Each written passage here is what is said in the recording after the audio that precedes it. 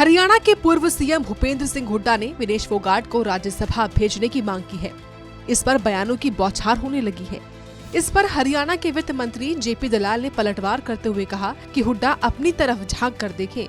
उनके कार्यकाल में बबीता और गीता फोगाट को नौकरी तक के लिए भी संघर्ष करना पड़ा था। आज राजनीतिक बयानबाजी कर भूपेंद्र सिंह हुड्डा विनेश फोगाट के नाम पर गुमराह करने का काम कर रहे हैं। जब राज्यसभा का नंबर आया था तब उसने कौन से खिलाड़ी को भेजा था? हमारे क्षेत्र की बेटियां थी, बबीता थी और ये गीता थी।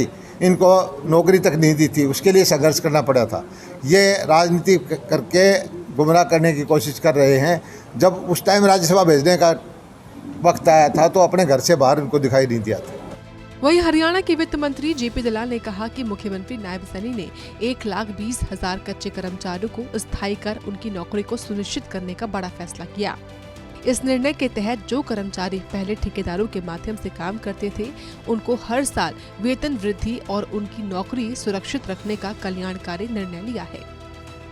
वित्त मंत्री ने हरियाणा में खाली हुई राज्यसभा की सीट पर राजस्थान राज्य से उम्मीदवार आने के सवाल पर कहा कि हरियाणा कांग्रेस से जुड़े नेता भी राजस्थान से राज्यसभा बनकर आए हैं।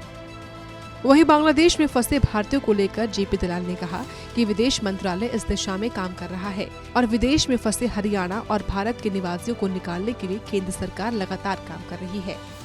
वो हमारा विदेश मंत्रालय सबसे टच में है, व्यक्तिगत तौर पर नहीं है। ये तरीका विदेश मंत्रालय के थ्रू ही हो रहा है। हम कोशिश कर रहे हैं कि हमारे जो परिवार वहाँ फंसे हुए हैं सबको निकालें। और मोदी जी की सरकार आने के बाद जहाँ भी समस्या में भारतवासी कहीं आया है दुनिया के अंदर, हमने तुरंत उनकी सहायता की है। सूर्या समाचार के लिए भिवानी से इंद्रवेश दुहन की रिपोर्ट।